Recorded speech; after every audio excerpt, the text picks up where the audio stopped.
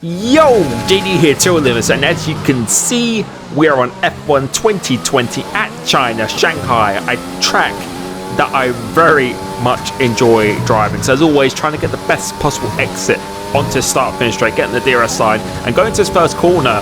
Engine braking really isn't too much of a factor in this game, but you can see we just literally lifted going to that corner. Don't want to be going out too wide, because it's so hard to get the car to rotate. Go into this corner, first gear, but it really isn't necessary. We short shift into third gear because that really helps minimize wheel spin and maximize traction. Going into this right hander, we'll be braking at the 100-meter board, do a relatively late apex, going up through the gears. Once the car's straight, that's when you go on full throttle. This left hander is a completely flat out left hander, very satisfying, but avoid the curb on the inside. Really attack this corner, again, stay nice and tight to this. This one, relatively late apex, down to second gear, then going up into fourth gear pretty quickly. Try and be as aggressive as you can on the power. This corner will be braking as you hit the curb. Try and carry as much speed as you possibly can. Very, very important to carry as much apex speed as you can in this game. And this one is however much you dare to go on the throttle before going to this long straight, because it will carry a lot of momentum going down. It's getting the DRS line once again. Into this penultimate corner, we'll be looking on the left hand side soon as the curb starts. That is your braking point. Relatively late apex, give yourself a good angle to get on the throttle. Looking into this final corner just before the 50-meter board, that's when we will be braking and turning in. Use all the track on the exit, and we have done a 1:29.0, which I was quite happy with actually, because again, like with Hanoi, I didn't spend too much time on this track.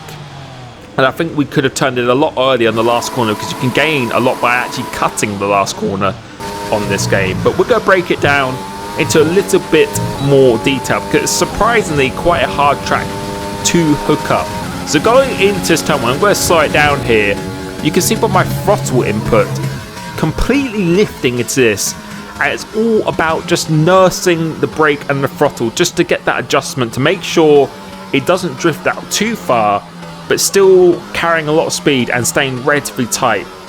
See, we're going to keep it in second gear for here. The last part of it, that's where I apply a lot more steering lock to really drag the car around.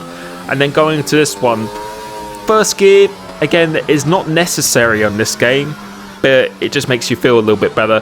But going up into 2 clicks into the third gear really, really helps with traction. If you stayed in the second gear here, you would find the car be a lot of oversteer on the exit. Going into this right hander, as I said before, quite a simple braking zone. As you hit the curb, that is where you want to be braking.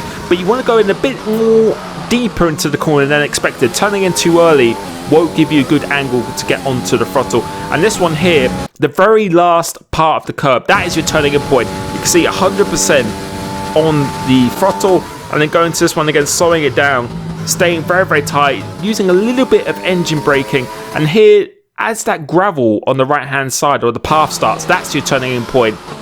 This one, you don't want to go too out wide, because you want to stay nice and tight to get the throttle nice and early.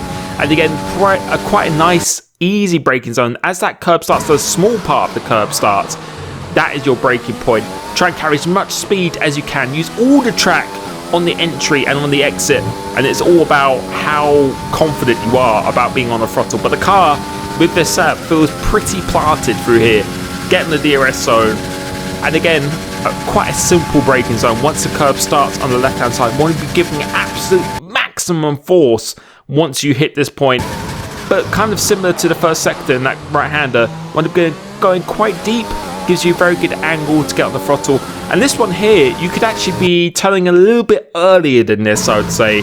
But we used all the track on the exit, getting the DRS again, going across the line. It's a 1:29.0 that I was quite happy with. And you can see by the leaderboard, that was only enough for 8th.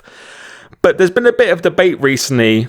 This is a very good track for the controller, which is going to be a whole separate video, because I think the top 5 are all on controllers, or pads, otherwise known as, around this track. So that's going to be a debate for a different video.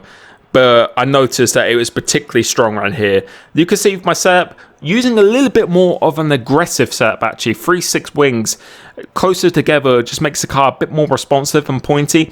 In a race situation, I would recommend 3-7, maybe even 3-8. 50-61, a little bit lower on the off throttle because you need that rotation. A lot of slow speed corners through here. And going back to my 2019 kind of style suspension geometry, I find this gives me just a really good stability upon the entry and the mid corner, and it gives me a lot of high speed stability and low speed rotation.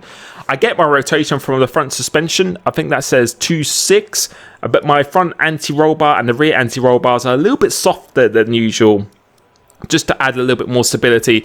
But the ride height 1.3 for that straight line speed, and curbs are not really too much of an issue around here, and it will give you more downforce. So it's definitely a bit more of an oversteery aggressive setup than the setups I've done previously, but I would recommend running 3.7 or potentially 3.8 wing. 100 brake pressure, I don't think it's going to change too much, but in a race situation again, you could probably put that down a little bit and maybe put it on 52 brake bias.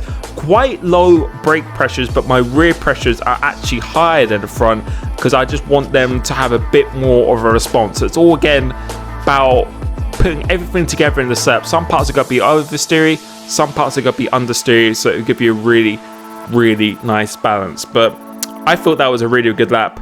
I've used this setup online, it feels really good. Again, I'd probably recommend 3.7, potentially even 3.8 with this, because it is a little bit more responsive than my other ones here.